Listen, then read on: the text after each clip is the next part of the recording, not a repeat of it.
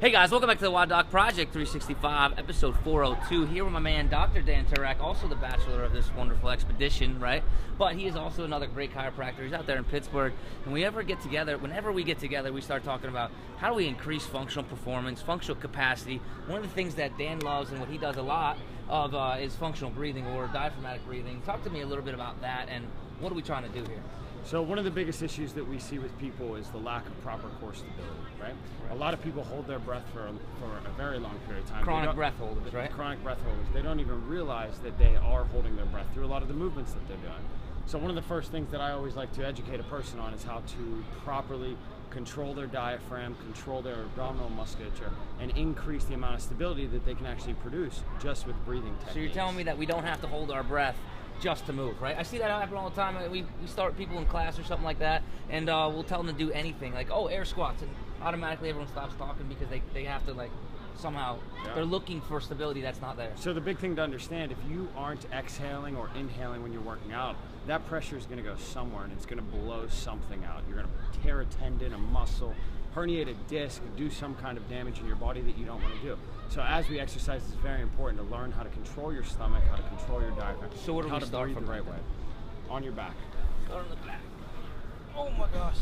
So what we're going to do, we're going to lift Tim's shirt up, number one. Now this is how we usually start off with all of our patients.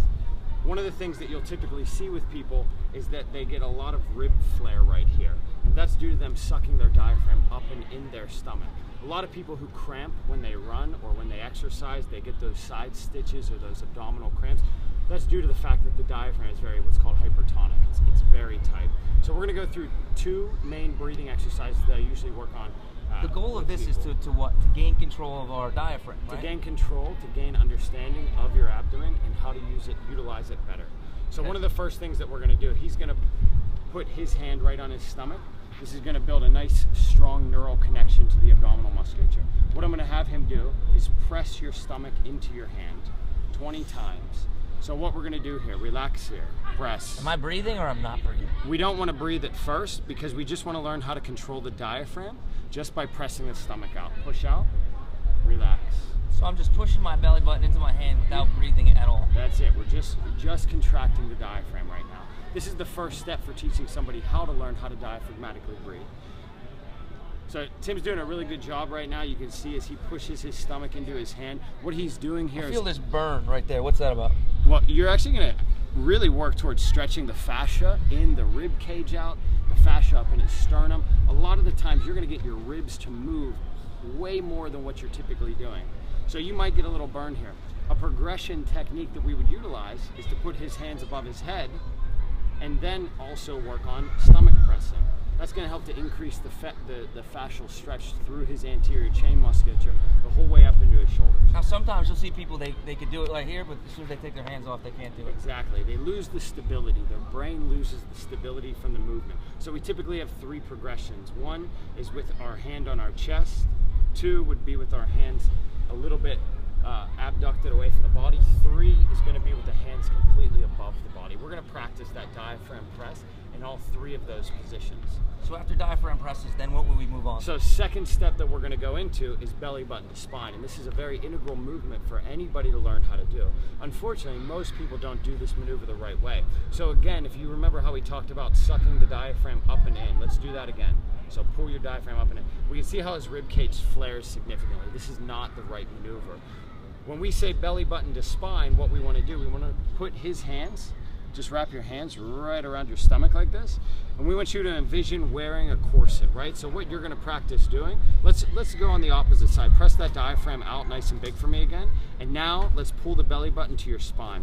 Now what we're trying to do here with our hands, we're actually feeling the oblique muscles, the abdominal muscles, and that big transverse abdominis that we're utilizing to pull that belly button to our spine.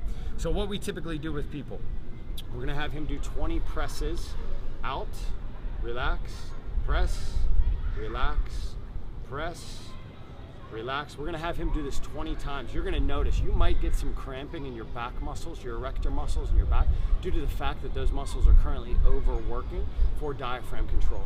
Second step, belly button to spine. Relax and pull in and relax. And we're going to do that another 20 times.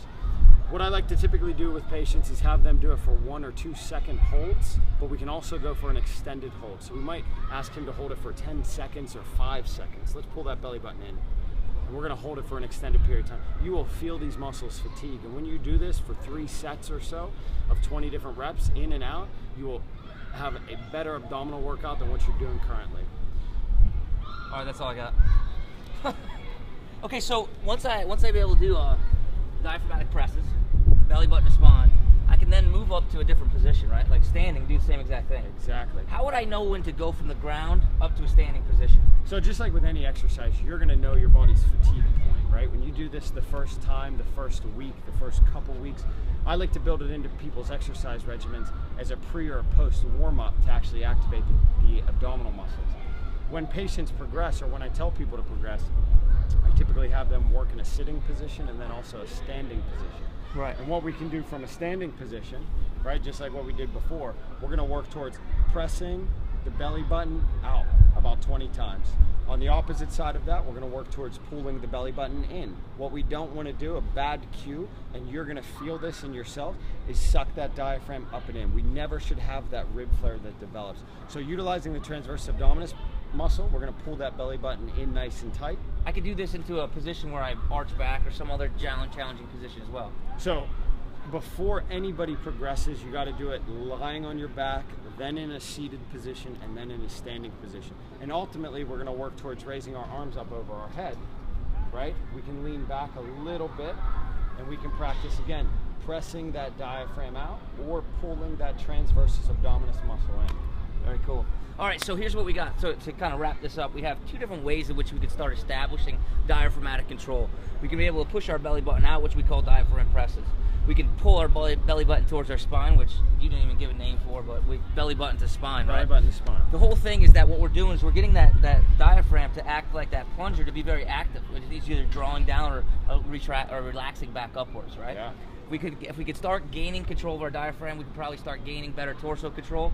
And overall, ultimately, then all of our other lifts, when we start using that Valsalva maneuver that lifters use all the time, that will be even more efficient, correct? 10 times more efficient. Awesome. It's crazy how much stronger you get.